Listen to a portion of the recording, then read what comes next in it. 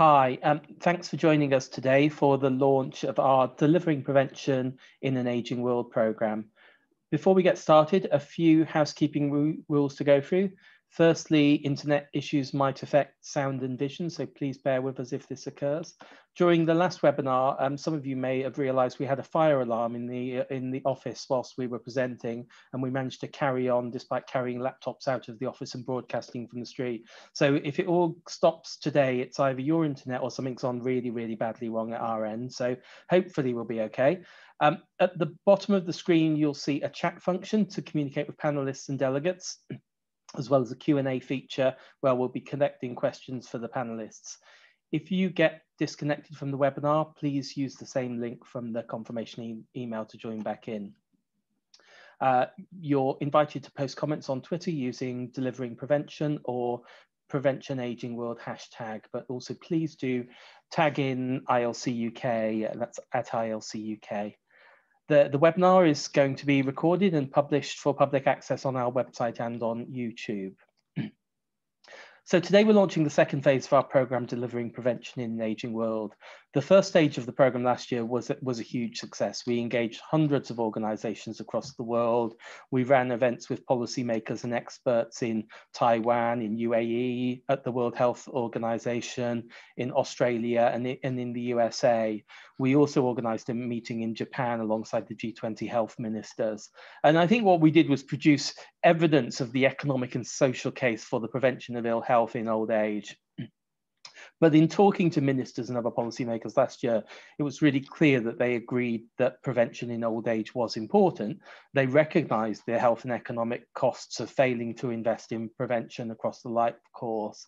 But despite this the recognition, I think what we found was that across the world, that spending on preventative health remained minimal. And for example, in the case of certain interventions, whether they be screening, whether they be adult immunisation, proven preventative interventions, we see uptake particularly low.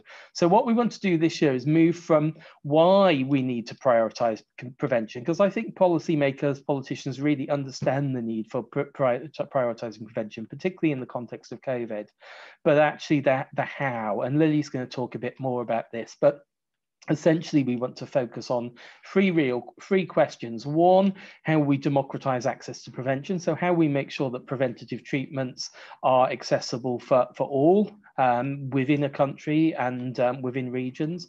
How do we inspire and engage policymakers and healthcare professionals to tackle some of the to raise the awareness of prevention? And then thirdly, how do we effectively utilise technology and make the most of the potential of technology to support preventative health? We're joined today by an expert panel of speakers that are going to discuss the role of prevention in the ageing world. COVID-19 is clearly a really important context, and for us as we go forward over the next 12 months, we want to be thinking about how we can deliver prevention in the context of post-pandemic recovery. We've then got some time for Q&A. And as I say, please do put your questions to our speakers in the Q&A feature in the bottom bar and join in the conversation on Twitter. We're very grateful to Pfizer, MSD, Seguros and Home Instead for their support with this programme of work. And I'm now going to stop and pass over to my colleague Lily Parsi, who is the Global Influencing Policy Manager at ILC and leads ILC's work on public affairs and influencing activity in the UK across the world. And Lily was really responsible for all of these successes we had last year in terms of our prevention programme, and we'll be pushing forward the programme this year. Lily. Brilliant, thank you, David. And just to sort of follow on from that, I think we are really excited to be launching the sort of second phase of this prevention programme called Delivering Prevention in an Ageing World. And I think it's a really sort of timely moment for it, really, where we have, later on this week, the launch of the WHO's Decade of Healthy Aging platform, also the UN's International Day of Older Persons, and the sort of elephant in the room of the sort of COVID-19 context that has clearly sort of created quite a lot of urgency around this agenda. So before starting, I'd just like to thank our supporters of the project again who've made this possible. So thank you to Pfizer, MSD, Seguros and Home Instead. some of which were also on board in the last year of this project. And I think sort of David did quite a good job of already sort of summarising the key findings. The key question last year really was around, why prevention, and making a really clear case sort of across the world why prevention across the life course is important. And, we found, especially as sort of populations across the world are ageing, the burden of preventable age-related diseases is already really big. So we found in a single year alone, around 27 million years are lived with in poor health that could potentially be preventable. And sort of unsurprisingly, really, we saw that time is set to increase, and it's set to increase by about 17% over the next 25 years. Now, if we think even just sort of, over the last few months where we've seen health systems across the world really, really struggle under COVID-19 conditions, where we've sort of seen our health systems stretched, how are we sort of over the next 25 years, sort of regardless of the pandemic, really going to adjust to have that additional capacity to have sort of 17% additional people with sort of, preventable conditions and different comorbidities that'll interact. And the answer is probably that actually we need to move sort of upstream and prevent some of these conditions from developing in the first place. And we did a little bit of work as well, looking at the sort of economic cost of some of that, especially the sort of productivity loss directly as a result of these diseases. And as you can see here, this is just a snapshot of a few diseases in better off countries, but the cost is really big. And that's not even looking at the sort of alternative costs in terms of people potentially not being able to spend, not being able to go out, not being able to care and volunteer. So these are just really a very short snapshot of there is a big cost involved, which goes beyond the healthcare costs. And so actually, this isn't just for the healthcare sector to care about, but it sort of expands beyond that. And clearly in the sort of COVID-19 context, we've seen that this is sort of more important than ever. Both looking directly at the sort of post-pandemic recovery, where clearly we need to sort of increase efforts, but also making sure that, all these people that potentially have been asked to shield during this time, all the people that have missed potential screenings, immunization appointments, that we really double up efforts at the moment to make sure that we're not missing anyone, and we're not sort of post this big crisis sort of have another health crisis where we have lots of people with preventable conditions. And I think, so, at a time where we have very, very high treatment needs, we need to make sure that we're backing it up with just as much sort of preventative interventions as well. And then, of course, a sort of, longer term question, could we have avoided some of the people who were sort of at very high risk during this pandemic? Can we make sure that sort of in a future potential sort of healthcare crisis like this, we have people who are generally healthier? Obviously, as I mentioned, this is also the launch year of the Decade of Healthy Aging by the WHO and UN. And I imagine that when they were planning this, they weren't expecting it to start in a global pandemic like this. But clearly it shows us, for one, and I think COVID really has acted as a bit of a catalyst to show sort of where we still need to be going, and shown us that there's quite a long way ahead. And hopefully it's an opportunity to really sort of rebuild better, and be quite bold and make some very strong recommendations. And we're keen to be working with colleagues at WHO and UN on this agenda to push it forward. So what needs to happen next? And David touched on these points sort of in his introduction as well. In our report, we sort of found three key sort of areas that we need to be sort of heading towards. One is this point around democratizing access to preventative interventions. And I think it's very clear that we need to make sure that, if we're expanding on prevention, it has to be accessible to all, so that actually a focus on prevention isn't increasing health inequalities, because, certain groups of society might be more likely to take them up, but that, when we're thinking about prevention, we're tailoring it to different groups. We're making sure that things like cost and accessibility aren't a barrier. And that we really bring prevention to people. So if that means sort of engaging different healthcare professionals, engaging pharmacists in the community, we sort of need to include this in any kind of strategy around prevention, that we actually think about the people that will get it. Secondly, around sort of inspiring and engaging people. And I think this very much came from the fact that, there is a lot of talk about prevention, and essentially this question that we answered in our first phase of the research of why prevention has also been answered by others.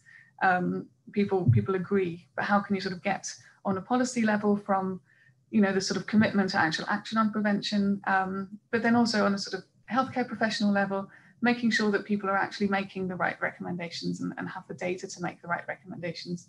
And on an individual level, actually making sure that there's enough kind of impetus, enough engagement to allow people to empower, take control of their own health.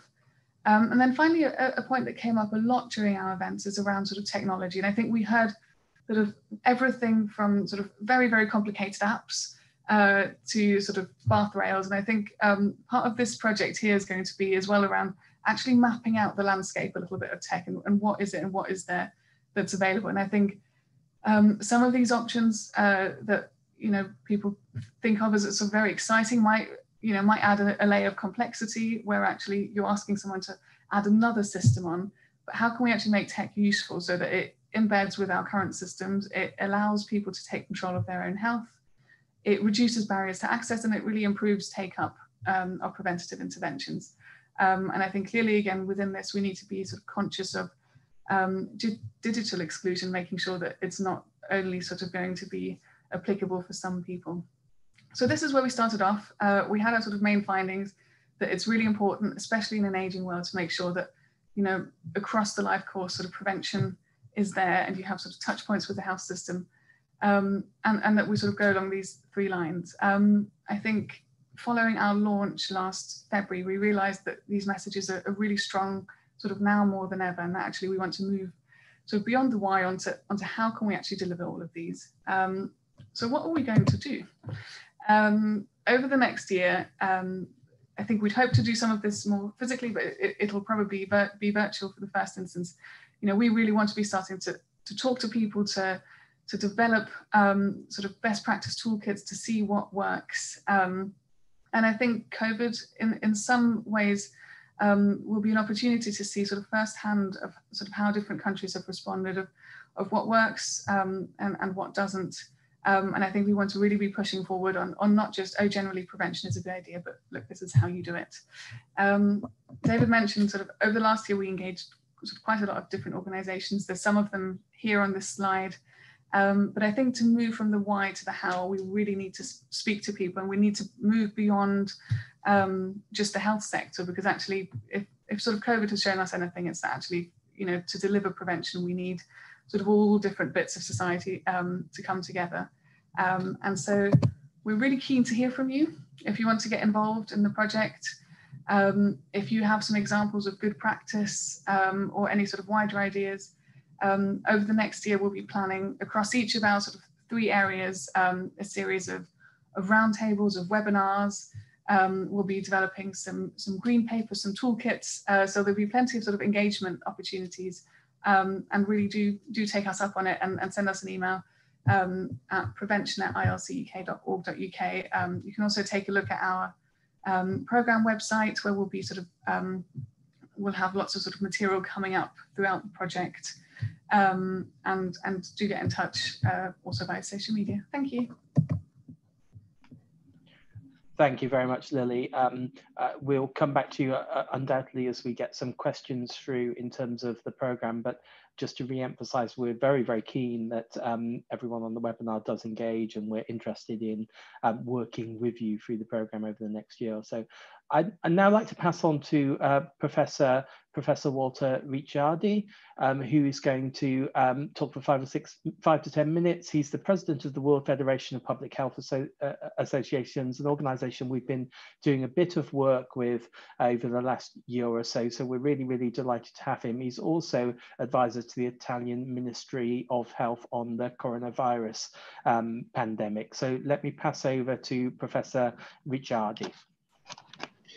Thank you very much. It's a pleasure for me to be here today. As you say, David, sometimes working in the field of prevention is challenging and frustrating, because you know, preventing means non-event, and sometimes politicians are not interested because, of course, they look at next elections, not next generation. But we know that it's right, and I think that something is going to change in the close future. For instance, I just want to mention the work that we have done in the Mission Board for Cancer of the European Commission, which I chaired in the past year. The first point, the first priority is preventing the preventable. And with a strong evidence provided by some of the best epidemiologists in Europe, we can say that if we act on prevention, we can save 3 million lives from now to 2030. And this can be calculated in each member state. So it's not, a kind of wishful thinking. It's a concrete target that we can achieve. Of course, the kind of measures that we need to activate are not only in the medical domain. Of course, screening is important. Of course, vaccination is important. But in the field of cancer, you cannot be serious unless you make cancer a social responsibility. As Lily said, I mean, the three priorities that she mentions are all envisaged in the paper that we produced.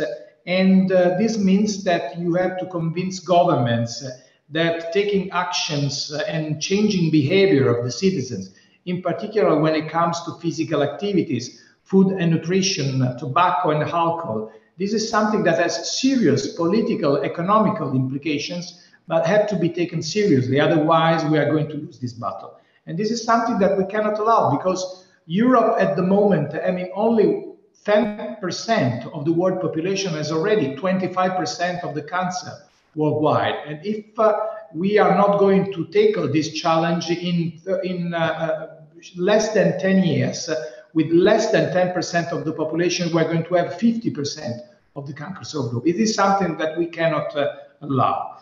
Going to another field, which is the COVID. COVID shows us that we have to be better prepared. And again, prevention and preparedness is something that we didn't take into serious consideration before. And from my position as president of the World Federation of Public Health Association, I've seen all the National Public Health Association, all the scientific advisors to governments, try to convince that the only way to manage this pandemic was to take decisions on the basis of the evidence, of the scientific evidence. And all governments that took this seriously have succeeded somehow in controlling, at least not being overwhelmed by the pressure. All the governments and countries that have ignored this kind of advice are paying an incredible price in terms of casualties and deaths. So the challenge is for us, professional public health people, scientific advisors, to provide some advice that is feasible, is doable, is something that is convincing for both prevention of the population. This is particularly true for elderly people. When it comes to China and Italy, which were the two countries first seriously hit, you can see really the difference between the two.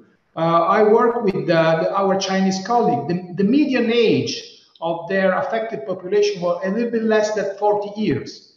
And the lethality, the case fatality rate of China was very low. When it came to Italy, the mean age was older than 70, and the lethality of the region Lombardy, which was the first region to be struck, is the highest in the world, because of course this it's some of the most vulnerable fraction of the population, something which is in most of the cases was institutionalized. So was in total institutions, not particularly able to manage both the microbiological risk, but also the usual way that elderly people should be protected and prevented. Certainly, the vaccination rate were not appropriate against flu, against pneumococcus, against shingles. And of course, the management in some cases was too poor and fragmented, and we paid the price. But this didn't happen only in Italy. It happened everywhere. Nursing homes were the place where 50, 60% of the population died, because of course it's very difficult to manage this into organizations that are not appropriately staffed and managed in a way. So we have to think about the lessons that we learned during the pandemic, and of course, being better prepared, invest more in prevention and promotion, but also changing models for elderly care. It seems utopistic, but total institutions don't work. Elderly people want to stay home if possible, want to stay with their relatives, with their dear ones. And it's feasible with the technology we have, with the expertise we have, the know-how we have, to use a better and more appropriate places of care, and staying home rather than going to risky institution is something that we have to take into account. We have a lot of local experience. For instance, in the central part of Rome, there was a substantial difference with Milan, because the way, particularly supported by the Catholic Church in the heart of Rome, was a kind of family business, you know, people taken care by their relatives rather than put in institutions that become dangerous. Of course, this can be difficult to manage at national or international scale, but we have to try.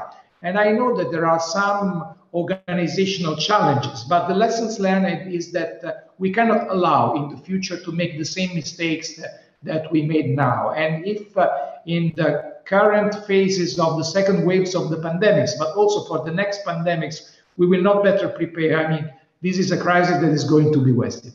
So last but not least, I think this needs a very global collaboration. I mean, if we will win and if we will conquer both cancer and COVID, it's because we are working together.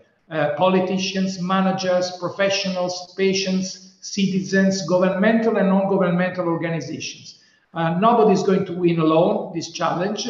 Lessons learned is that we have to work together, and only working together we can have a final say, a positive say to the challenges that we face. Thank you very much for your attention. Great, thank you very much, Professor Ricciardi. I'm very, very struck by your statistic that if we act on prevention, we can save 3 million lives by 2030. I think that's got to be a strong message that goes to policymakers. Also, I should say we were very much hoping to be with you in Rome in a couple of weeks for the World Congress of Public Health. Sadly, of course, we can't be, but there is still a virtual conference. So let me do a bit of a plug for the World Congress on Public Health. And as I say, we've been delighted to work with the World Federation, and I would encourage you all to all have a look at that event happening in a couple of weeks. Please let me now, delighted to be able to introduce Arnaud Bernaert, who is the member of the Executive Committee for and head of Shaping the Future of Health and Healthcare at the World Economic Forum, formerly of Philips. We've been working with the World Economic Forum on this program for the last couple of years, and really, really pleased to do so. The WEF have been astonishingly interested and engaged. I say astonishingly, perhaps not surprisingly, interested and engaged about how we can work together as companies, as industry, as policymakers, and as the not-for-profit sector to ensure that we take prevention of ill health seriously. So I'm going to just immediately pass over to Arnaud to speak for 5 or 10 minutes. Thank you very much, David. And indeed, it has been a true pleasure to collaborate with the International Longevity Center UK. We have also engaged you in activities, including the ones of our Global Future Council on the future of longevity, a council that has been in existence for already 6 years, and has produced, we hope, defining pieces of thinking, and also advanced the sharing of solution in a quite positive manner.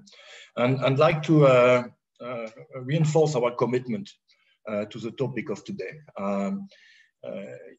And it starts from the top.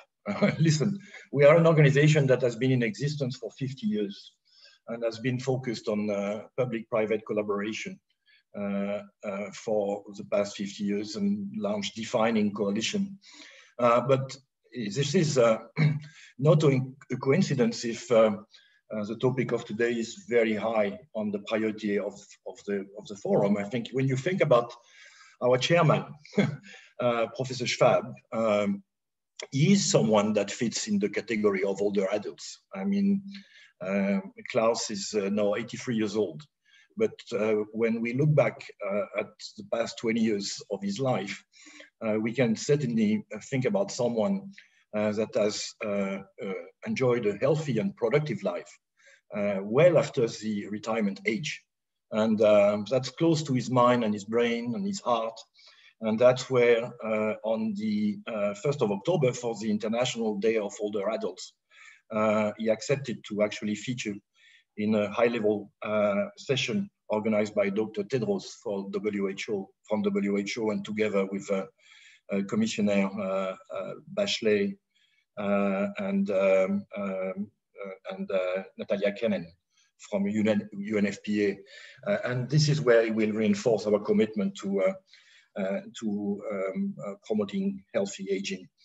And our commitment, I think, does materialize in a number of fashions. So certainly we rely on the stellar community we assembled on the Global Future Council to actually share information, disseminate knowledge. And in the month of July, we organized 5 webinars that each of them assembled more than 100 participants.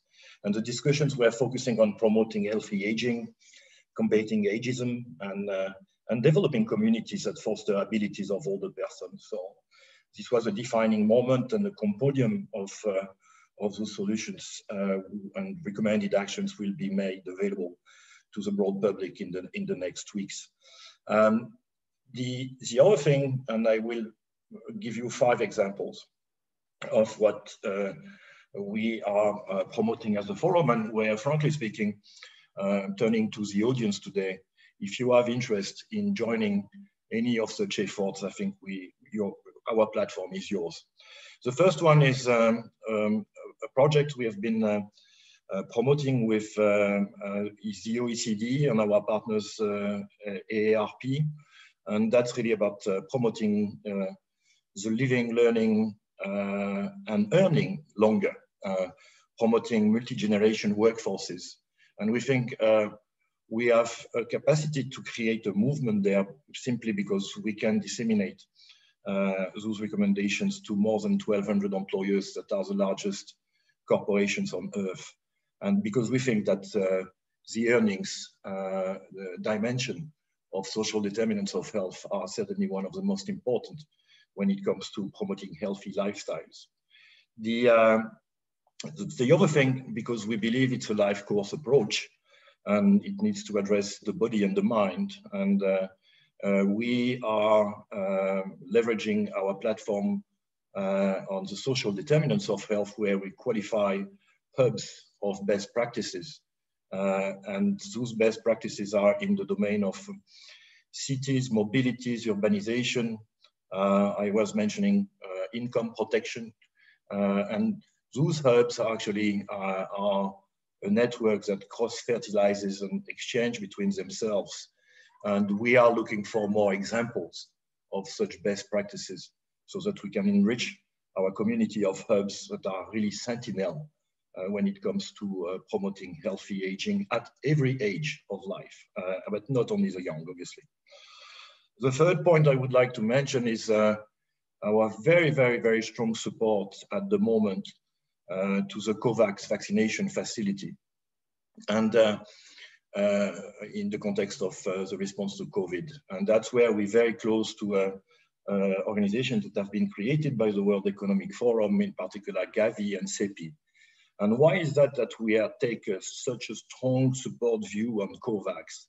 Because we believe COVAX is the only instrument that departs from the tendency of having rich countries cut bilateral agreements with vaccines manufacturers to the effect that low and middle income countries won't have access to sufficient doses of vaccines.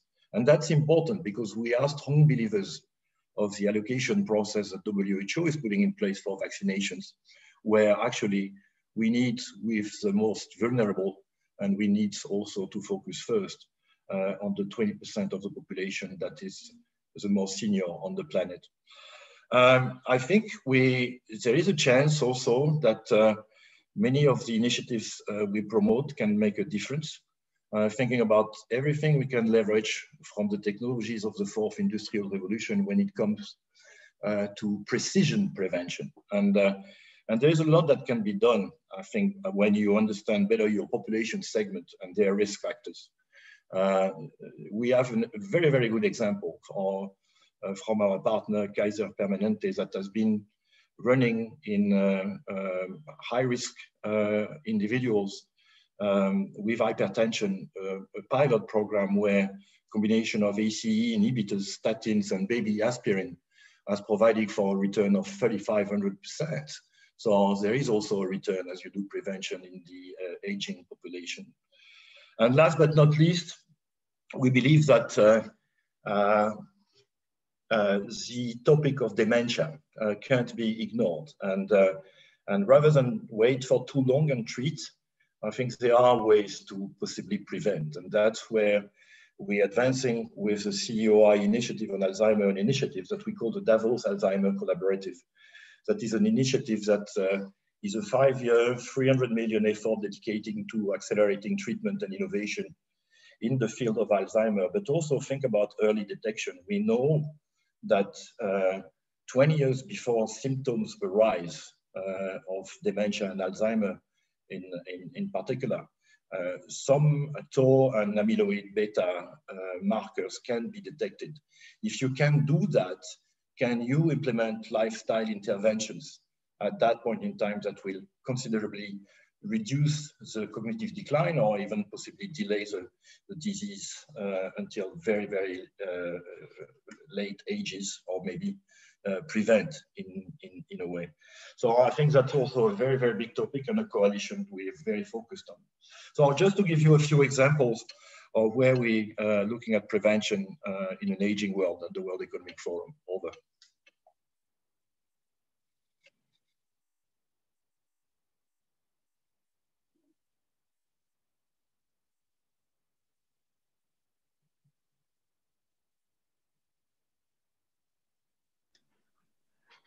Thank you very much. Lots and lots in there, and I think lots we will come back to for during questions. We're doing quite a bit of work at the moment, particularly around all of those issues, and perhaps particularly to flag, we're about to launch a program of work around how we design work for tomorrow, and clearly I think another potential partnership, I think, with the World Economic Forum around that. Let me now pass on to Martin Jones, who is the Chief Executive of Home Instead, a new ILC UK partner, but we have been working with Home Instead for a long time, and I hope we can build and strengthen our relationship. Martin, I know, has got very strong views on the role of technology in particular, but also the role of care in this space. So, Martin. Thank you, David. And I just want to say it's an absolute honour for Home Instead to get involved in this project, and a big honour for me to be part of this esteemed panel today. Just to give a bit more about myself before I kick off what Home Instead does and what I want to talk about in terms of COVID and technology. I also am a trustee for Age UK, and a trustee and the chair of Silverline, which is all about supporting lonely older people in their own home. So I'm really entrenched in this topic of prevention. So as I said, my name's Martin Jones. I'm the UK CEO for Home Instead Senior Care, and I'm proud to sit on the global board as well. And during my few remarks, the next few moments, I want to take some time to touch on the absolute necessity of prevention in an aging world, and the important technology can play in this space, and really to share some of Home Instead's learnings from the COVID experience over the last few months. But just if I can take a moment prior to that, I just want to touch on Home Instead's experience globally, because some of you may not be that familiar with our organisation. So Home Instead Senior Care is an organisation that is really focused on its vision to change the face of ageing, and really provides our elderly population relationship-based care to enable them to live where they want to be, which is in their own home, for as long as they possibly can, given that sense of well-being and support and comfort. And I think it was mentioned earlier on. And relationship-based home care is organised around the needs of the care recipient rather than the completion of predefined tasks. And here in the UK, we won the Queen's Award for Innovation a few years back, really focused on our model of supporting relationship-based care. And it's really been recognised as a linchpin within the global healthcare ecosystem. Across the world, we're in 15 countries in over 1,200 offices, and we've been in existence now for 26 years. And at this moment, as we sit here today in our offices around the world and around the country, we have got over 100,000 of our caregivers providing essential life-sustaining care to enable some of our elderly population to live well in their own home. So it would be remiss of me just to touch if I didn't spend a bit of time on our COVID learnings. So since the beginning of the COVID pandemic, Home Instead and our caregivers have really been at the eye of the storm, right on the front line in terms of dealing with this pandemic here right around the globe. And our global footprint has clearly demonstrated that the needs associated with COVID-19. And since day one, really, we've applied our life-sustaining, relationship-based model of elder home care in our many locations, as I said, right around the world. This has provided a first-hand line of sight of how our older citizens have been really disproportionately affected by COVID-19. And the unintended consequences attached therein, and in loneliness has been mentioned before. And our society has seen a staggering death toll. I think as globally, we passed the 1 million mark yesterday, and the biggest percentage of that is in, unfortunately, the older population. But along with the physical impacts of COVID-19, our caregivers have seen significant and an emotional and a mental health deterioration in older adults from social isolation, loneliness, and that this pandemic has brought. But there are some, it's not, I hate to use the word advantages, but in terms of this is where technology has really found a place over the last few months and really pushed through some of the advancements that maybe we may not have got. So there's evidence that all people at all ages are foregoing medical treatment during the pandemic. We've all heard about this, and which shines a light quite clearly on the challenges that have existed for some of our older population in healthcare. These effects of the global pandemic, coupled with the surge of an ageing population, have demanded a more meaningful role as well as greater urgency for the new platforms and technology solutions that some of us have talked about before and some of us may yet to see as well. So being on the front line, being at the eye of the storm, being the first responders in the home, when it comes to technology, is the iPad or the tablet sitting on a shelf, the Fitbit, activity tracker or Apple Watch sitting in a drawer. When these are unused or untouched, or these innovations technology are just not doing anyone any good. And then a vital role we at Home Instead play is the connection as well as the catalyst for uptake in these and other exciting innovations. This is when we and I start to talk about high tech, high touch. So the high tech can meet when Home Instead delivers through our model of relationship-based home care, the high touch. So it might be the iPad in terms of that relationship, virtual interaction, but the high touch is where the caregiver comes in. And Home Instead provides that human engagement through our Home Instead professional caregiver workforce, which will allow these type of technologies in the Home Instead to be learned, maximised and leveraged properly. So as I briefly mentioned earlier, Home Instead has a global network that aspires to be both a connect and a catalyst, not only just for technology, but in a much greater sense. Because as I said right at the start, our vision is really to change the face of aging right across the globe. I know in at Home Instead we have that lofty ambition to unite the public, private, and social sectors and all institutions in a world that touch humanity to solve the challenges that face our aging society. We view aging as a unifying and universal human experience. It binds us all now more than ever before. So our world and our governments and the private public sector And everyone in between is hungry for solutions. They're hungry in terms of looking for the next silver bullet, if you like. But it really is one that is wrapped around relationship-based home care. We're aware of what the costly, the humanities of physical sense, but how can we create multiple solutions together, which I think is part of what we've engaged the ILC, to help really define the Asian experience. So I'm just really looking forward as a provider, if you like, really at the sharp end, giving some real life experiences of what we've gone through and have gone through over the last 26 years and are looking to go through, to take part in this panel and the research work with the ILC. It's a very exciting project which Homestead is very proud to be part of. Thank you, David.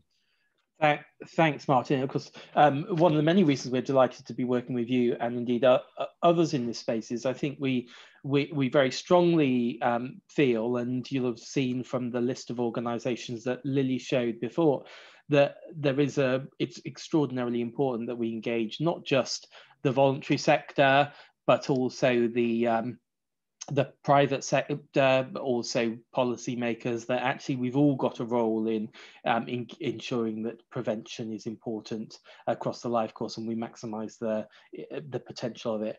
I'm going to move on to Q&A straight away. And I think what I'll do, you'll see there are some questions which are open in the Q&A box. Please do add your own. Please do upvote the questions because that allows us to see the ones that you most want us to ask. There's a little thumbs up sign that you can click on that should that will push them up to the top. I'm going to perhaps try and push them into Lily's three themes, into our priorities of democratizing access, of engaging the public healthcare workers and others, and of technology. There's quite a lot of tech questions, so we might spend a bit more time on that. But let me perhaps start then with the democratizing access. And we've got a question there from another good friend of ours, Gonzalo Souza Pinto. And sorry, Gonzalo, my pronunciation of your name is probably worse than it is of Professor Ricciardo's. But Gonzalo is from the FIP, the International Pharmacists Organization, and he's asked about the fact that when patients visit a medical doctor or healthcare facility, it's because they already may have a health issue, and making the point really that there is potentially a big role for community pharmacists in terms of prevention as an extension of healthcare system, whether that be for vaccination, health education, or other factors.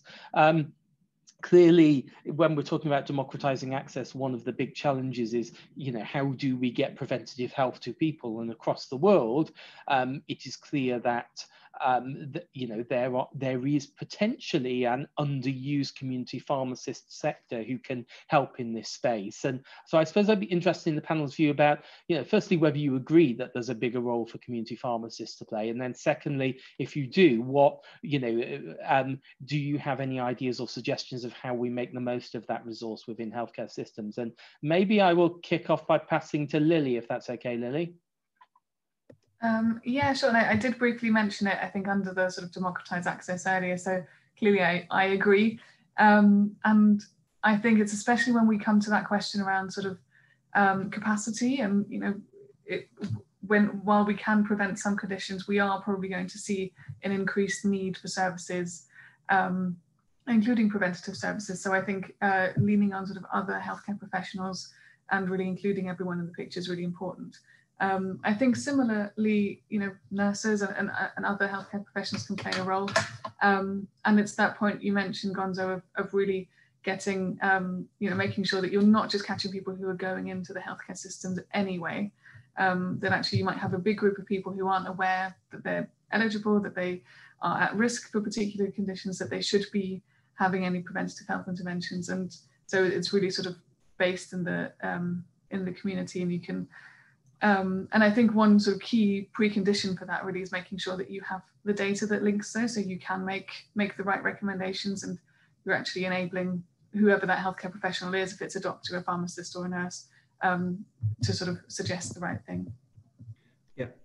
Can I come in? Yes, please do. Please. Yeah. So just, you know, from where we sit at Home Instead, this has always been part of the way we operate in terms of, if you like, I hate to use the phrase community care, but really whether it be the pharmacist, the local GP, the local district nurse, and we do this in different countries to really be at the hub of those decision makers, those local decision makers, I think is absolutely key, because it is about prevention, the early intervention, the early engagement in terms of the client's journey. So those utilizing that capacity at a local level is absolutely key in terms of prevention, hospital readmissions, for example, further down the line, to enable a sense of well-being and support for the aging population.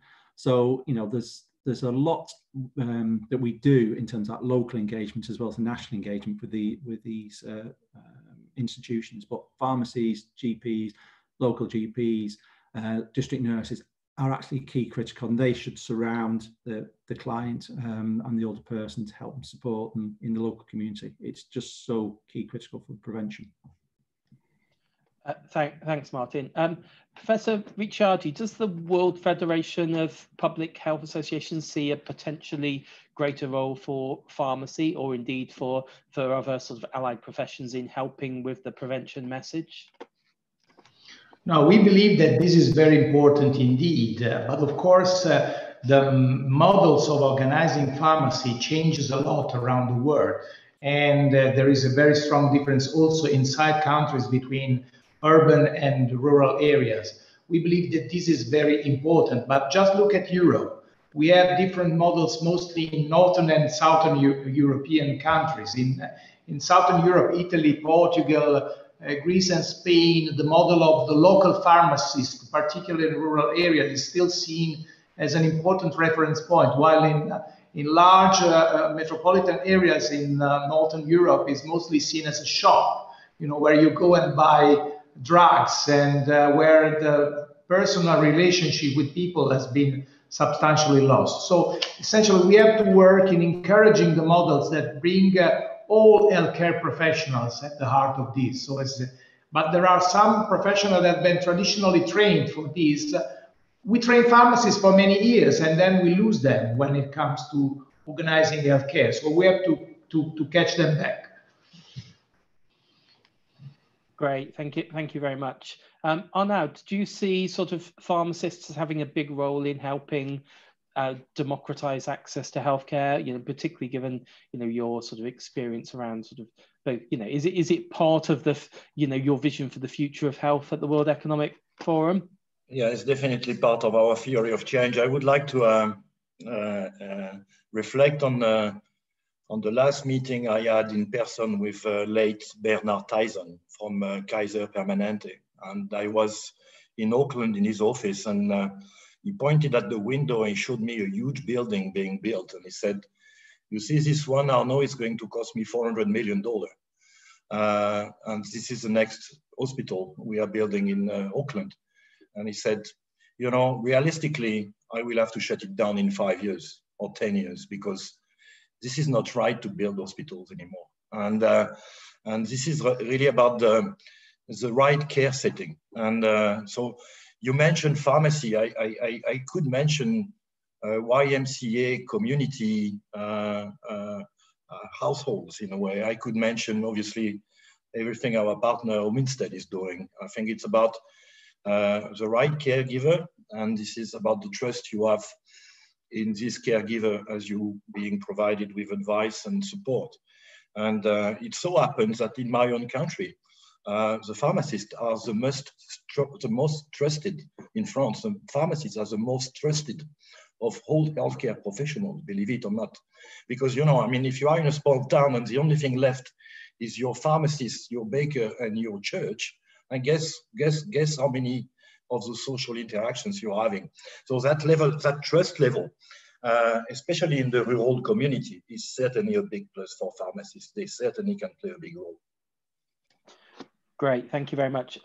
One of the reasons we picked this as an important theme for ILC UK was in the conversations we had alongside G20 ministers last year in Australia, in America. There was a very strong theme that what we needed to do was make sure that preventative treatments, preventative systems were accessible for all, and it was very clear that there was a risk that actually what we were doing at the moment was delivering really impressive preventative services to a group of people who might actually be already living, you know, pretty long and healthy lives, and there was a very strong message from the doctors, from the policymakers, from the academics that actually we needed to make sure that we democratise access, that we ensure that whether it be, you know, pneumococcal vaccine, or whether it be a screening, or whether it be a cancer treatment, that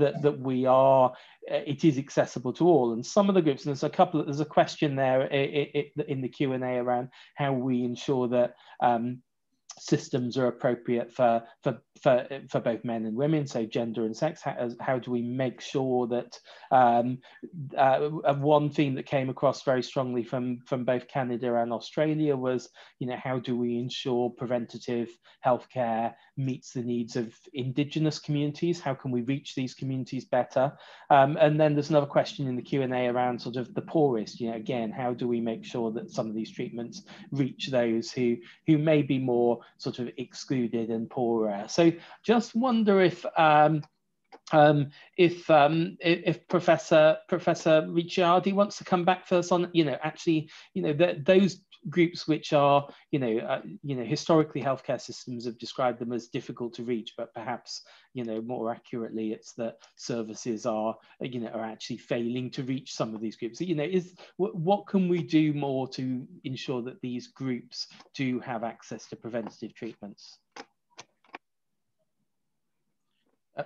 Yeah. First of all, we have to know better our population. You know, there isn't any measure that fits for all the countries. So you have to be very aware of the local culture, of the local level of health literacy, of the local level of digital maturity, you know. But honestly speaking, we were surprised. For instance, in the Mission Board for Cancer, we encourage what the European Commission calls citizen engagement initiatives. So these were exercises made in national languages, and we started from some member states which are lagging behind, and we were surprised by the fact that, for instance, citizens were very strongly in favor of prevention. You traditionally believe that they are in favor, of course, better access to treatment. You know, when they are sick, they want the best drugs, the best treatment, and they are aware that there is available because they go on internet, and so they know that there is somewhere a very expensive treatment for them.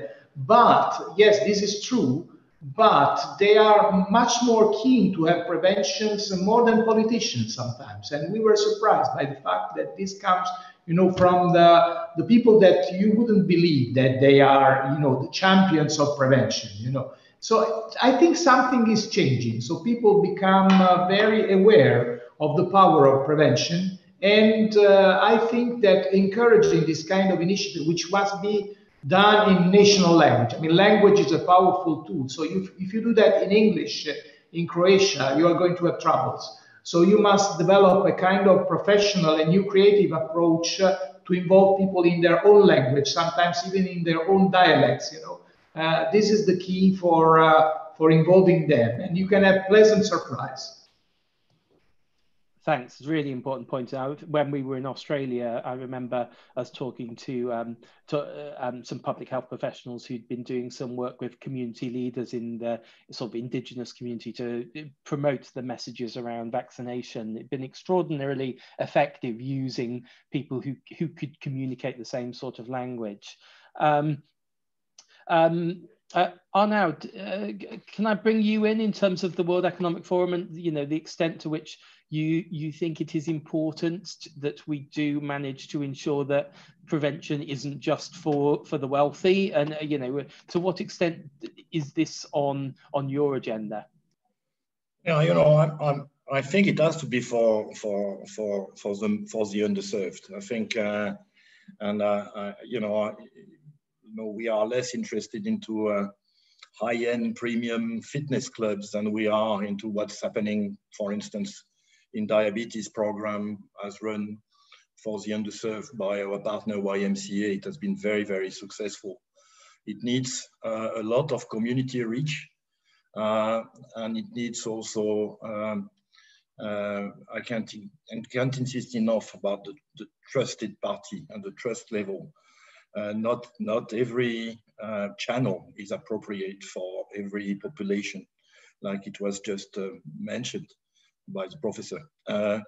And when it comes to trust, this is a tricky thing, because with digital technology solution, how do you trust them? And how do you actually create the right chemistry between high-touch caregiving support, breaking isolation, loneliness barriers, and in the meantime, trying to address detection and prevention with high-tech solution like, automatic fall detection or measurement of people at risk of falling because of some early symptoms.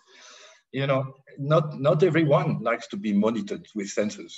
And I think when it comes to the underserved, that may even be more accurate as a statement.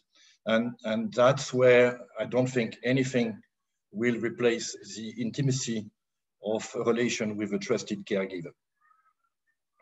That's a really good point to bring Martin in terms of, Martin, your carers, you don't get much closer to real people than your carers do, and actually going into the homes of people. To what extent, and we'll come back to technology perhaps in a moment, to what extent do you think that, your sort of care providers have an important role to play in terms of, and I know you touched on this earlier, in terms of, ensuring that the people you are visiting and meeting are benefiting from their, health services and other preventative interventions? Yeah, I think it's a great question, David. I think it's absolutely crucial, and I think it was Arnaud who just said, in terms of through trusted channels. And I think, our caregivers, from the relationships and that we build within that community, builds up a sense of trust. And I think so through that sense of trust, you can really educate and communicate in a responsive way that the client or the person you go and see can really understand. In terms of that preventative measure you're trying to support them on. So I think, I know we're going to talk a bit about technology in a moment, but I completely agree in terms of we need to make that technology kind of unobtrusive to support the older person in their own home, not to give them a badge that they need some support and they're getting older. We need to find ways and means that technology can work alongside, support what we do in terms of the caregiver going in, but when the caregiver isn't there, kind of provide that safety net approach to make sure that the older person's okay and they're living well in their own home. But that preventative outreach measure in terms of local communities is important, and you do that through communication, you do that through education, but you do it through collaboration. More so with your local community. That's absolutely key, critical, because we talked about the different groups of people, but I think it was mentioned in the chat, you've got urban and rural as well. That's very different in terms of how you support those populations, even in terms of geographic differences. Cities very, very different to in the middle of the country.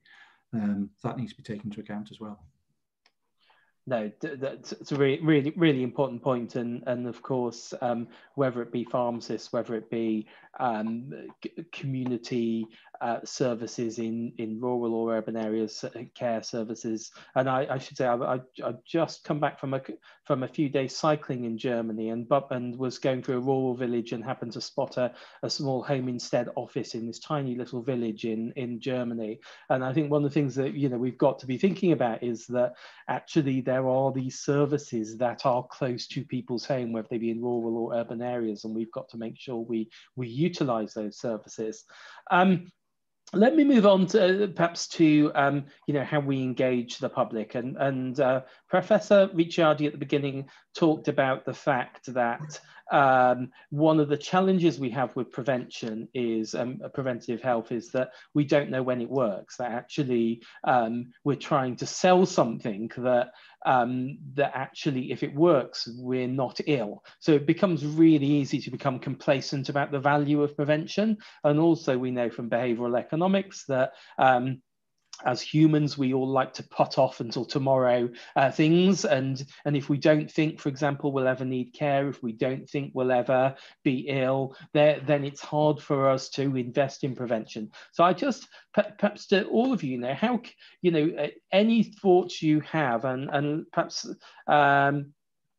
any thoughts you have on how we can best engage the public, how we can best engage healthcare workers, how we can best engage businesses in this space, so that people start to see the importance of preventative health. Perhaps starting with Professor Ricciardi. Yes, I think we made a concrete proposal with our plan on the mission board, because exactly the first point of our proposal was to create a virtual infrastructure to do that, taking the best possible evidence, both quantitative and qualitative, that comes from all the possible producers in Europe, and put in a way that is understandable and usable by all stakeholders. This is something which at the moment we don't have, and we need it because, for instance, just to speak about taxation, just to make an example, and alcohol. I mean, there is happening something strange, for instance, in the Baltic countries, where they are competing for lowering taxation in alcohol, and then they're creating a mess because there are citizens that go and shop around to drink alcohol at a cheaper price. And this is something that cannot be done at the individual level or at national level. It has to be done at European level. So this is a concrete example, providing the best possible evidence of interventions that go outside of the medical world. They are related to modifying individual behavior, to support citizens to adopt the most appropriate lifestyles, to improve governments to do the appropriate taxation, food labeling in another issue, just to give you some examples. So there is a concrete proposal, and if accepted and enforced by the Commission, is going to be a concrete tool to do that. And certainly citizens will have a strong access to this information in order to advocate for this, rather than being only passive player. Great. Thank you. Arnaud, can I bring you in on this point, on how do we engage as many people as we possibly can? Yeah, I think a couple of points. I think, well, the way we do it at the forum is also as we leverage our social media outlets and subscribers. I mean, collectively, we have more than 10 million subscribers when we look into Facebook, LinkedIn, Twitter, and Instagram registered subscribers. So there is a lot that can be done in that community by way of disseminating ideas through blog pages, and again, that's available to all of you today, if any interest. And the other thing, obviously, we are not an event organization anymore. We are a content organization, but we still do have events, and so we have been running a number of aging and longevity related conferences, including in Japan, and when we will be in China for our Chinese business roundtable in November, we have already agreed with the Chinese government that the topic we will promote during the conference that is hosted by the Chinese premier is going to be healthy aging. So I think we can leverage some of those assets in a positive manner, but obviously there are assets that are available to communities at large. It's not only for the forum to use.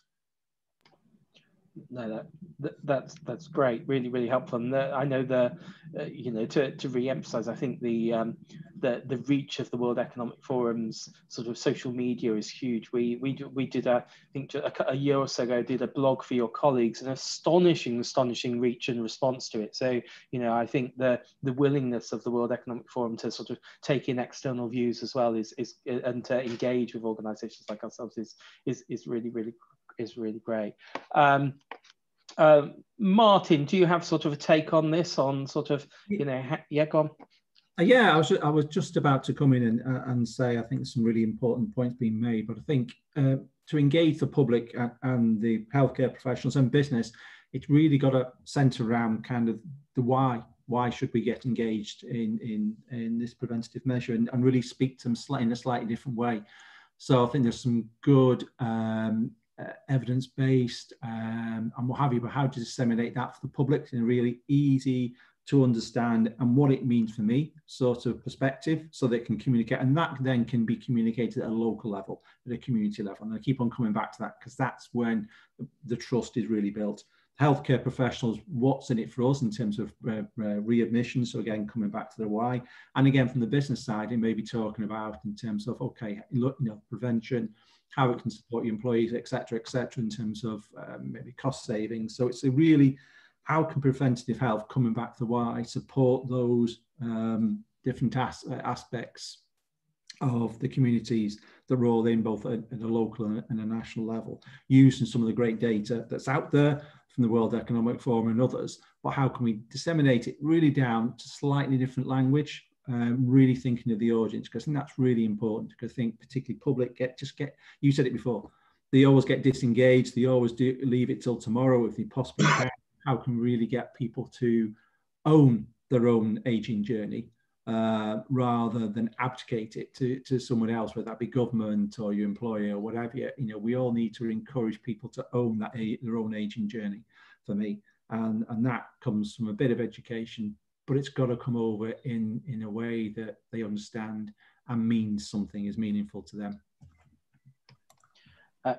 Thanks, Martin. It's great. Lily, do you want to add anything in terms of your views on how we can engage sort of as many people as possible in this space?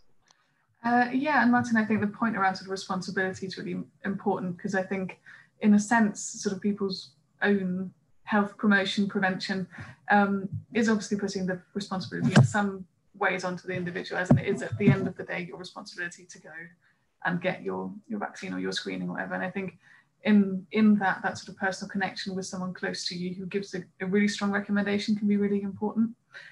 So we're not just putting it on the individual to sort of care, to have the time. And similarly, health education that actually allows people to sort of plan this a little bit and be aware of it and take control. And then I think, because David, you mentioned sort of on the policy side, I think, you know, how you actually get action sort of at higher levels. Obviously, you have this, you know, the prevention paradox, where essentially if you do everything right, you don't see a result. But potentially part of that is kind of changing the messaging a little around from sort of avoiding something versus actually, you know, this investment is sort of towards health and well-being promotion, and focusing a bit on the sort of potential advantages from keeping people healthy. So how can, you know, if it's the economic argument, how can people continue to contribute, as opposed to we can't see it, you know, the sort of loss going away. Great, thanks, Lily. Let's sort of move on for the last sort of 10 or 15 minutes into talking about technology, and there's lots and lots of different issues here. And when we did our big event last year alongside the G20 health ministers, we had 4 or 5 of the ministers sort of in the room. what was really striking was actually how much they all saw the potential of technology in this space. They were all extraordinarily keen. So I remember the Deputy Secretary Hagen, who the American health deputy, really emphasizing how technology had a huge role to play here. Similarly, the Singaporean government talking about their app that allows people to record certain preventative treatments. Clearly, the Japanese government have done, a huge focus on technology, even up as far as robotics in terms of care. So it struck us, and this is why we included it within here, that certainly policymakers saw technology as being as offering huge opportunities, potentially to improve uptake of certain preventative treatments, to make them more accessible, make them cheaper, and so on. But clearly what comes with that is a number of challenges, and the first one that comes out of a couple of the questions here is digital exclusion, and the extent to which, and we know older people are less likely to be online, where they are online than younger. Where they are online, they tend to be slightly less likely to use the technology in the same sort of ways as younger people. To what extent does the panel think that digital exclusion is a barrier in terms of preventative health and in terms of delivering preventative health, particularly to older people? And if it is, what can be done to overcome it? And perhaps again, starting with Martin, do you have views on this? Yeah, I do. I think it's probably as much of a mindset as anything else as well. I was speaking to an older lady once, and she was 92, and we were encouraging her to use a tablet that we'd put into her own home so she could virtually contact her family member. And it suddenly did dawn on me, watching how we were engaging with this, I think her name was Joan, actually, with Joan, is that, it wasn't, we had certain bias in terms of what she could and couldn't do. And she did just turn to us and just said, you do realize in terms of the innovation I've saw in my lifetime, in terms of the car, the phone, the television, the internet, the mobile phone, and she can rhyme off all these things. She said, yes, I may be a bit slow on the uptake, but I've got the capacity to understand. It needs to be delivered in a slightly different way. So I think there is a bit of a, I'm not saying that there isn't challenges, and I'm not saying sometimes it hasn't been difficult, but I am saying sometimes there is that age bias that will exist when there's all, in terms of our concepts of what an older person can and cannot absorb.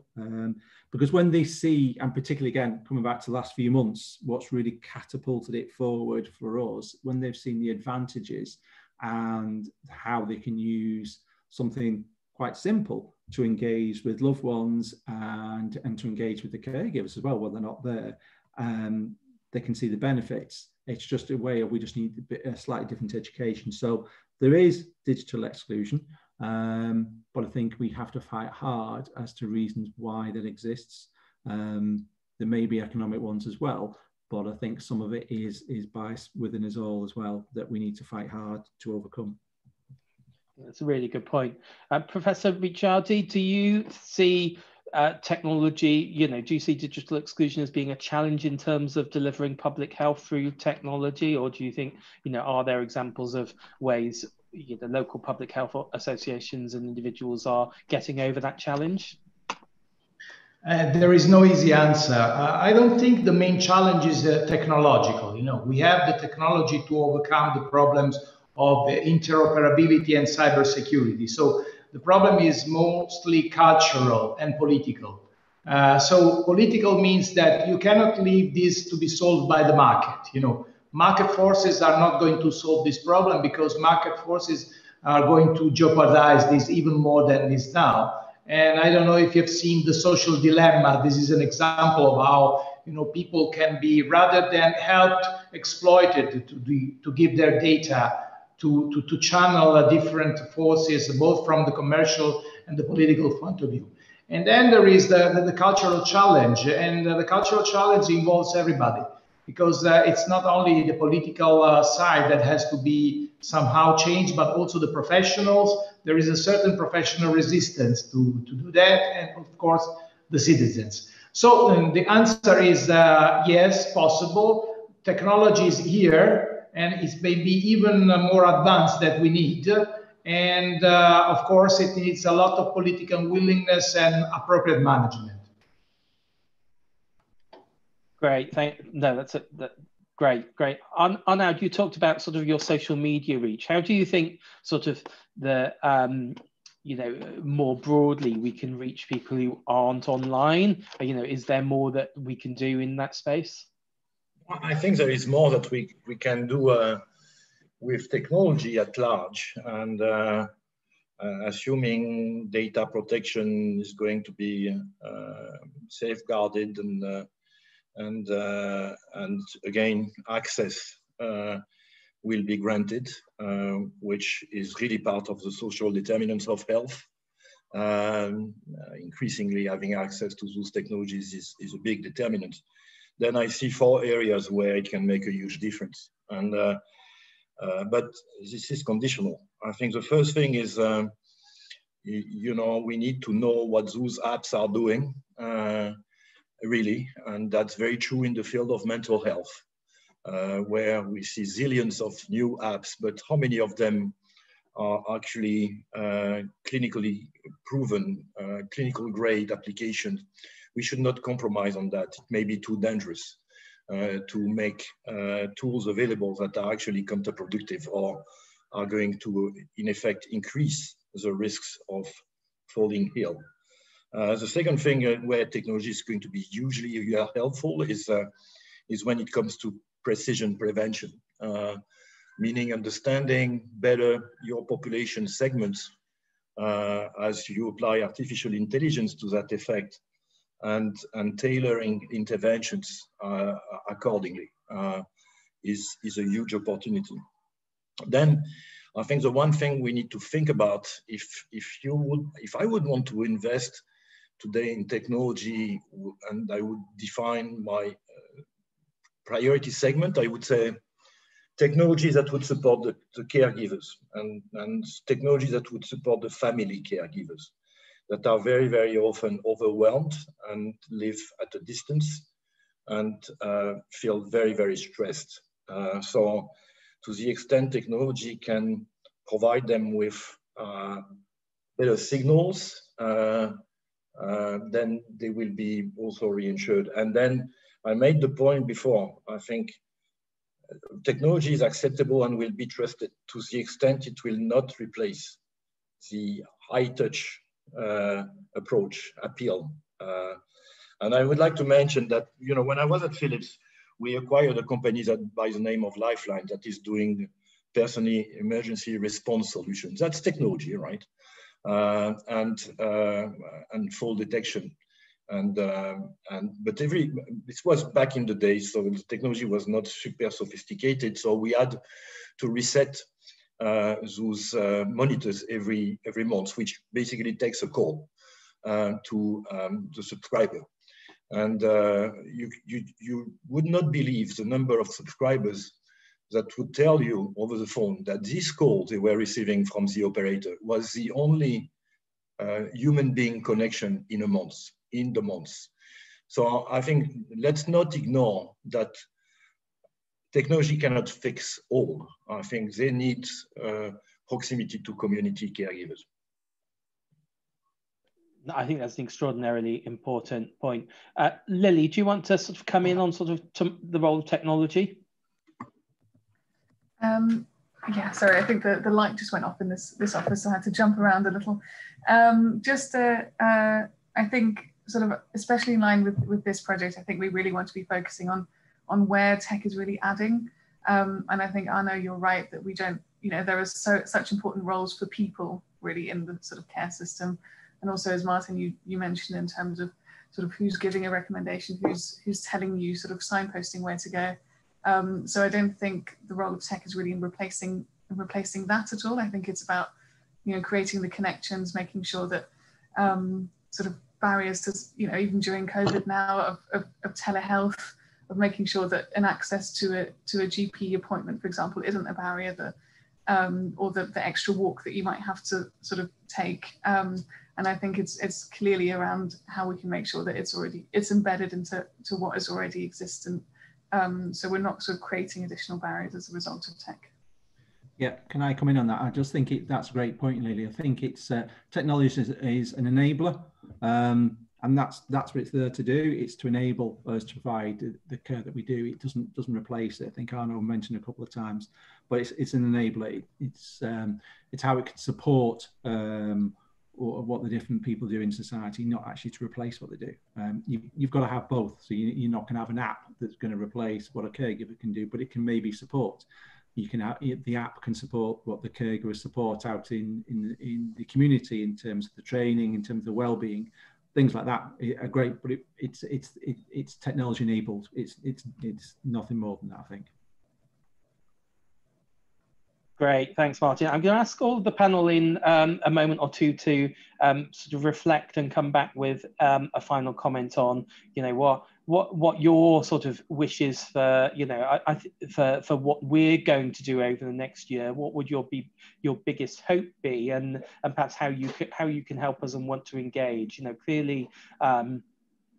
I think we were very successful in getting in front of lots of really, really influential people over the last year, and we want to continue to do that. So I suppose we'd be interested in sort of any final reflections on the discussion and indeed sort of your wish of what you would like us to be doing. Before I come back to you for final comments, I think the technology stuff, there is so much interesting things. I think the issues there, I think the point about actually what works and making sure that the technology actually is not doing harm is extraordinarily important, that we are delivering the promise and we're making the most of technology. And I think tied in, without actually seeing technology as this sort of silver bullet that will solve problems. I remember, I think is it a Bill Gates quote of, around sort of technology magnifies efficient processes and, magnifies inefficient processes. And of course, if you have health and care systems which are not as efficient as they should be, there's a risk that technology actually magnifies inefficiencies more than it magnifies efficiencies. So I think you've got that on the one hand. I think the high versus low tech is an extraordinarily important point, that actually we, support for caregivers.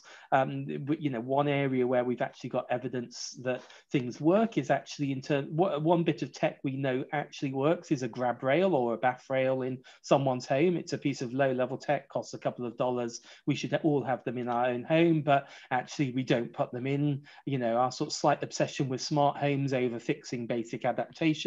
How do we make sure that the low level tech works? And and clearly a good piece of tech to support a caregiver might be an automated vacuum cleaner that went and sort of supported cleaning around the house. And then finally, I think, and I don't think anyone mentioned it, so I will sort of add it. I think that, we have seen some changes and improvements in terms of the usability and accessibility of technology. And Martin touched on the sort of capability of older people. And actually, many people are clearly capable, and we've got to make sure we engage people. We also do have to make sure the technology is really easy to use, not necessarily just for older people, but for all of us. And just to tell you a little story, I remember going to this center. I used to chair a charity, and I went to this center where we were showing a group of people how to sort of turn, this is a long time ago, 15 years, how to turn on a computer, and what to do, and how to get involved and engaged with the internet. And this lady sort of came really nervously up to me, and I said, whatever you do, you can do nothing wrong. It will all be fine. You can nothing go wrong. Because she sat down and put her knee on the off button and turned the computer off for the whole system. And basically, I ruined her confidence of ever engaging with technology. But of course, the issue is there. Why the hell were we designing computers with off buttons near where your knee was? And actually, there was a long period where we've been designing technology that's just not very intuitive, and I think it's really important we get over that. So let me then perhaps just come over and perhaps in the same order as we had before, with any final comments on the conversation and where we should be going now. So Professor Ricciardi. My message is that it's time to act. We have to walk the talk. The pandemic has shown how unprepared we are we were. Hopefully we will be better prepared in the future.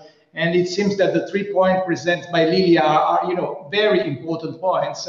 Technology is there. We have to democratize. It means that we have to participate as all to this challenge, knowing that it's not going to be easy because, you know, the infodemia, the haters, the fake news, the disturbance is going to happen, but we have the tools if we work together to win it. So I think it's time to act. That's my final message. Thank you very much. Arnaud, can I bring you in? Yeah, I think yeah, this catastrophic moment we are in is certainly, to the point the professor was mentioning, demonstrating how ill prepared we were, and especially when it comes to protecting the older person, and that because we talk about prevention, right? And when I think about the devastating numbers in countries like Belgium, where 50% of the deaths have happened in senior living facilities.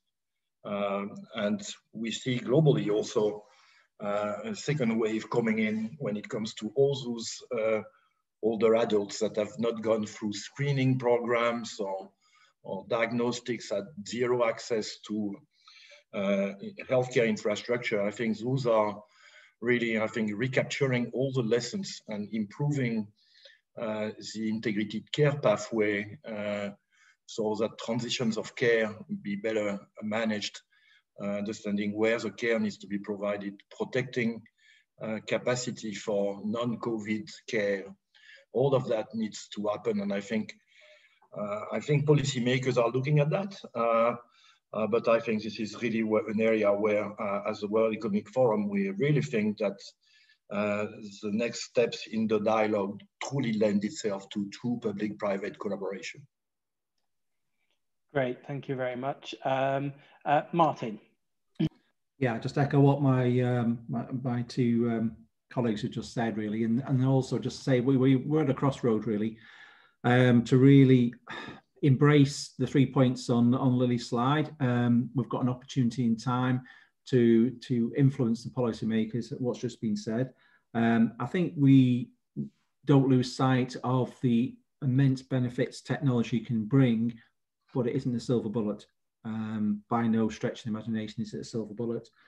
And really, I think in terms of prevention, really don't lose sight of the older person's voice in this, and ensure that we really engage through the whole process and how we collaborate together to come up with solutions. Let's speak to people that we're trying to come up with solutions for. And that's sometimes we often do that, and we often make decisions without thinking of the end user, which in this point are the older people.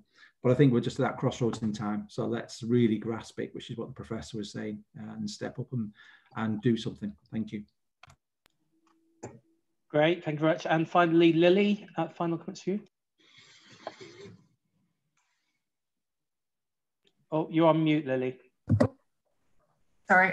Yeah, I think I agree. You know, as our report was titled, Never Too Late, I think it's around kind of taking action now. I think COVID has been both sort of hopefully a catalyst for action, but also a sort of magnifying glass showing us quite how far we still have to go, how deep certain health inequalities are sort of running in most of our societies across the world. But I think, especially in the context of the sort of decade of healthy aging as well, I think there's a lot of opportunity to be bold and sort of work together. I think, as we've mentioned a couple of times today, I think prevention is about more than sort of health stakeholders coming together. And just a final sort of appeal again that obviously we do want to hear from you all and get engaged in our programme. Thanks. Great, thank you very much, Lily. Just to add my own thanks, thank you very much to all of our speakers and for all of you who've joined us today. Thanks to Home Instead Senior Care, MSD, Pfizer and Seqirus for supporting this programme through charitable donations. Please do, as Lily said, get in touch with us via email. Lily's email details we'll send over to you afterwards. We'll also send over a link and to the programme webpage. In terms of our forthcoming webinars, please keep an eye on our website at ilcuk.org.uk and join our mailing list. You can also follow us on Facebook and Twitter. On Monday, the 12th of October, we will be launching our flagship Healthy Equals Wealthy report, which is looking at the global longevity dividend. Really delighted to be able to say that the Deputy Secretary Hagen will be joining us at this on this event on the 12th of October. And what we are going to be doing is highlighting across the whole of the G20 the extent to which longevity contributes to economic growth through work, through consumption, and indeed through spending and caring. So I think there will be some extraordinarily important messages for G20 finance ministers to engage better with older people in a much more positive way. We're holding our 6th annual Future of Aging conference on the 3rd of December. If details are available on our website, and we will also send a link after this event. We have Sir Michael Marmot, who of course has been such an extraordinarily important global player in terms of making the case for the democratizing access, for the tackling inequalities in healthcare. So we're delighted to have him involved, but also Sir Jonathan Porritt and Cat Smith MP. So please, I hope you're able to join us at that event, and I look forward to you joining us at a future ILC webinar. Thank you very much, and thanks to our speakers again.